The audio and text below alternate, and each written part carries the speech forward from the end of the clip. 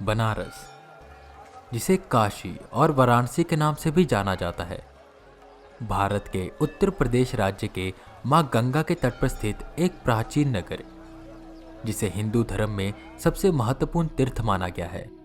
सांस्कृतिक और धार्मिक दोनों दृष्टिकोण से बनारस का एक अपना ही स्थान है। बनारस में ही भारत के कई विद्वान, लेखक, कवि जैसे जयशंकर प्रसाद, कबीर, वल्लभाचार्य, रविदास रहे और स्वामी तुलसीदास जी ने भी हिंदू धर्म के एक परम पूज्य ग्रंथ श्री रामचरितमानस बनारस में ही लिखी। ऐसा नगर जो शिव भक्ति और राम भक्ति में हमेशा विलीन रहता है। उसी बनारस के गंगा तट के किनारे पर बने एक प्राचीन मंदिर में राम स्तुति गूंज रही थी। पंडित वेदांत मिश्रा राम भक्ति में विलीन राम स्तुति गा रहे थे और मंदिर में जितने भी भक्त थे वो भी उनके साथ साथ राम जी की भक्ति में विलीन थे। ये दृश्य इतना मन लुभावन था कि मंदिर में जितने भी भक्त थे वो भी राम स्तुति गा रहे थे। राम स्तुति के पूर्ण होते ही पंडित वेदांत मिश्रा सब में प्रसाद बांटते हैं और फिर मंदिर से बाहर निकलते हैं।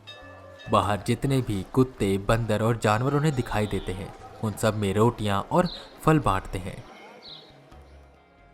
ये उनका दिनचर्या था। पंडित वेदांत मिश्रा, जो आज से 2 साल पहले बस वेदांत मिश्रा थे और उनके गांव में सब उन्हें पागल कहते थे। वेदांत उत्तराखंड राज्य के भीमतल में रहते थे। वहां पर वो अपने मम्मी पापा और एक छोटी बहन के साथ रहते थे, पर उनके अजीब बर्ताव की वजह से सब उन्हें पागल कहते थे और इसी पागलपन की वजह से उनकी छोटी बहन की मौत हो गई थी, जिसकी वजह से उन्हें घर से निकाल दिया गया और फिर वो बनारस में आ गए और यहां पर एक साधु के साथ रहने लगे, जिनकी 6 महीने पहले ही रहस्यमय कारणों से मौत हो गई। और उनकी मौत के बाद वेदांत मिश्रा पंडित वेदांत मिश्रा हो गए और उस मंदिर के पुजारी बन गए, जो कि एक बहुत ही प्राचीन मंदिर माना जाता है। वो शुरू से ही भगवान राम के भक्त थे और इस मंदिर में भी वो भगवान राम की सेवा में लग गए।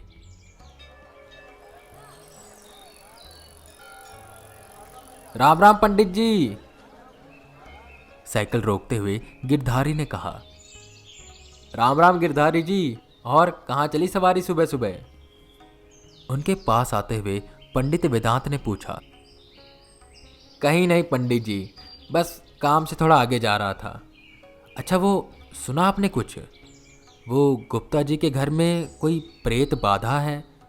मुझे सुबह बता रहे थे और कह रहे थे अगर कोई पंडित पहचान में है तो उसे भेजना। आप जाएंगे? पंडित वेदांत हल्का सा मुस्कुराए और बोले, अरे गिरधारी जी, आप कैसी बात कर रहे हो? मैं भगवान की पूजा करता हूँ। ये भूत प्रेत इन सब में मेरा कोई मानना नहीं है, पर अगर वो संकट में हैं तो मैं ज़रूर उनके घर जाऊँगा और पूजा कर दूँगा। बाकी सब तो राम भरोसे है। गिरधारी जी वहां से चले जाते हैं और पंडित वेदांत गंगा तट पर आते हैं और गंगा मैया की तरफ देखते हुए कुछ सोचने लगते हैं कि तभी दूर से एक पत्ते के दोने में जलता हुआ दिया उनके पास आता है। उन्होंने उसे उठाया, उसकी ओर कुछ देर देखा और कुछ हल्की सी आवाज में बदबदाकर उन्होंने वापस उसे जल में डाल दिया और वो पत्ते का दोना धीरे धीरे धार के साथ बहता हुआ चला गया। वो गंभीर होकर पीछे की ओर मुड़ते हैं। वहीं पर उन्हें एक शख्स खड़ा दिखाई देता है। वो शख्स सबसे अलग लग रहा था। आसपास जितने भी लोग थे उनमें वो सबसे अजीब था। पंडित वेदांत उसे देखते ही रहे। वो शख्स यहां वहां देखता जा रहा था कि तभी उसकी नजरें पंडित से मिली। पंडित ठीक उसके सामने पहुंचे। अब उस शख्स के सामने एक लंबा चौड़ा आदमी खड़ा था, जिसकी भारी मूछें थी और उसने शिखा रखी हुई थी। गले से जनेऊ लटक रहा था और नीचे सफेद धोती। वो शख्स घबराने लगा। तुम यहां पर क्या कर रहे हो? ये तुम्हारी दुनिया नहीं है। बेहतर होगा कि तुम अपनी दुनिया में वापस चले जाओ। जिस पर वो शख्स वहां से भाग खड़ा हुआ। जब तक वो शख्स पंडित वेदांत की नजरों से ओझल नहीं हुआ तब तक वो उसकी ओर देखते रहे, और जब वो वहां से चला गया तो पंडित वेदांत मंदिर के अंदर गए और अपना बाकी काम करने लगे। साफ सफाई करना, खाना बनाना और भक्तों में प्रसाद बांटना, ये ज्यादातर उनके काम होते थे। ऐसे ही उनका दिन बीतता चला जा रहा था। शाम के 4:30 हो गए। गिरधारी जी भागते हुए पंडित जी के पास आए। पंडित जी, पंडित जी, चलिए हमारे साथ। गुप्ता जी की बेटी को होश नहीं आ रहा, वो कब से बेहोश पड़ी है। पंडित वेदांत उठे और उनके साथ सीधा गुप्ता जी के घर पहुंचे, जहां पर गुप्ता जी और उनकी पत्नी रोए जा रही थी। क्या वो गुप्ता जी, आप ऐसे रो क्यों रहे हैं? सब कुशल मंगल तो है ना? पंडित वेदांत ने कहा, जिस पर गुप्ता जी उन्हें प्रणाम करते हैं और कहते हैं, आप खुद ही देखिए, पता नहीं हमारी बेटी को क्या हो गया है, सुबह से उठे नहीं रही है। पता नहीं कोई भूत है, प्रेत है, इलाज करवा लिया, सब कर लिया, पर कुछ नहीं हो रहा। वो उस बच्ची के पास आए जो खाट पर लेटी हुई थी। उन्होंने अपनी आंखें बंद करी और उसके माथे पर हाथ रखा। उन्होंने आसपास देखा जहां सब उन्हें देख रहे थे। बुखार भी नहीं है, पता नहीं क्या हुआ इस बच्ची को। ऐसा करते हैं, आप सब अपनी आंखें बंद करिए, हम राम जी से प्रार्थना करते हैं, वो इस बच्ची को ठीक कर देंगे। और हाँ, आप सब लोग भगवान राम का नाम जपिए। सब ने अपनी आंखें बंद करी सिवाय एक शख्स के, जो कोने में खड़ा हुआ था और उनकी ओर देख रहा था। तुम्हें क्या अलग से कहना पड़ेगा? पंडित जी ने मुस्कुराते हुए कहा। यह वही शख्स था जो सुबह पंडित वेदांत को गंगा के तट पर मिला था, और ये शख्स उन्हें देखकर भाग गया था। अभी भी वो उनसे डर रहा था। पंडित जी ने पूजा शुरू करी और वो उठकर उस शख्स के पास पहुंचे। उसके पास जाकर उन्होंने कुछ अलग तरह के मंत्र पढ़ने शुरू किए, और देखते ही देखते पंडित जी मुस्कुराए और उन्होंने उसका नाम पूछा, श्रीकांत। और देखते ही देखते वो शख्स गायब हो गया। पंडित वेदांत ने गुप्ता जी की बेटी के चेहरे पर पानी के छींटे मारे, जिससे वो होश में आ गई। उसकी आवाज सुनकर सबने अपनी आंखें खोली। बच्ची को सही सलामत देखकर गुप्ता जी उसे अपने सीने से लगाते हैं और पंडित वेदांत का धन्यवाद करते हैं, जिस पर पंडित बस इतना कहते हैं, आप मुझे धन्यवाद मत कहिए, धन्यवाद कहना है तो भगवान राम जी को कहिए, ये सब उनकी कृपा से हुआ है। आखिर में होई सोई जो राम रची राखा। इतना बोलकर वो वहां से चले गए। सब अचंभित थे, क्योंकि उन्होंने सुना था पंडित जी ने एकदम से मंत्रों का जप बदल दिया था। उनमें कोई ना कोई तो खास बात थी, पर क्या ये कोई भी नहीं जानता था। यहीं हल्का हल्का अंधेरा हो गया था। शाम की आरती का समय हो रहा था। पंडित वेदांत आए, उन्होंने स्नान किया और शाम की आरती करने लगे।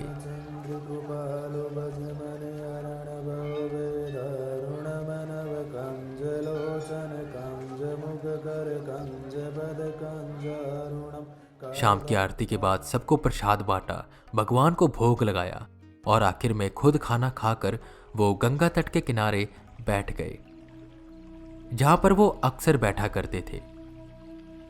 सामने के तट पर एक चिता जल के शांत हुई थी।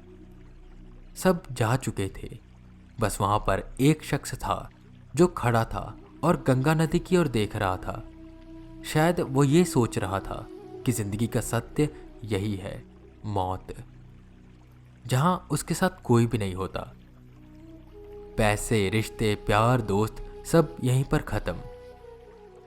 उसके चेहरे पर एक मुस्कान आई। उसने सामने तट की ओर देखा, जहां पर पंडित वेदांत बैठे हुए थे और उसी की ओर देख रहे थे। पंडित वेदांत ने अपने हाथ जोड़े और उन्हें प्रणाम किया, और उसने भी सामने से अपने हाथ जोड़ दिए। और उसके अगले क्षण में ही वो शख्स एक सफ़ेद रोशनी के छोटे से गोले में बदल गया और गंगा नदी में जितने दिए बह रहे थे उनमें से किसी एक दिए में जाकर गुम हो गया। पंडित वेदांत भी एक पत्ते के दोने में एक दिया जलाते हैं, 2 फूल डालते हैं और हर हर महादेव करके श्रीकांत का नाम लेते हैं और उसे गंगा मैया की गोद में डाल देते हैं। धीरे धीरे जल की धारा के साथ वो आगे बढ़ता रहता है। सभी रूहें बुरी नहीं होती, कई रूहें बस मुक्ति के इंतजार में होती है। उन्हें जैसे ही मुक्ति मिल जाती है वो इस दुनिया से चली जाती हैं। इतना सोचकर वो उठे और वापस से मंदिर में आ गए। वहां वो अपने कक्ष में पहुंचे। वो आराम से लेटे ही थे कि तभी उनके फोन में एक मैसेज आया।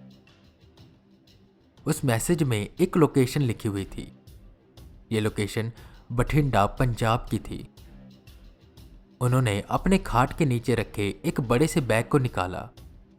वो उसमें से कुछ सामान निकालकर एक बैग में भरने लगे। सारा सामान रखने के बाद वो एक दूसरे पंडित के पास पहुंचे।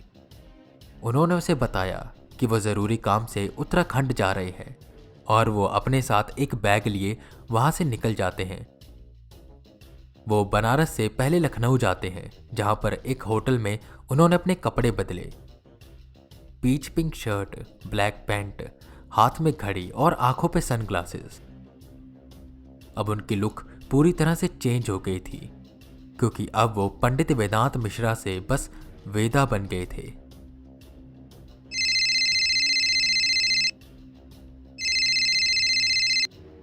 हाँ राजन, तुम पहुंच गए वहां? ठीक है, मैं कल तक पहुंच जाऊंगा। मेरे पहुंचने तक तुम सारी मशीन लगा दो और जितनी इंफॉर्मेशन कलेक्ट कर सकते हो उस एंटिटी के बारे में कलेक्ट करो। बाकी मैं आकर देखता हूं। फोन रखते ही वो खड़े हुए अपने अगले केस के लिए, जिसमें उन्हें पंजाब के बठिंडा में जाना था, जहां एक ऐसी एंटिटी का केस उनके सामने आया था जो घर में सबको परेशान कर रही थी। उस घर के मालिक ने पंडितों को, तांत्रिकों को, सबको बुला लिया था, पर कोई भी उसे काबू नहीं कर पा रहा था। तो आखिर में उन्होंने वेदा को बुलाया, जिन्होंने अब तक बहुत से ऐसे टेढ़ी टेढ़ी एंटिटी को काबू में किया था। पंडित वेदांत मिश्रा से वेदा निकले बठिंडा की ओर अपने नए केस को सुलझाने।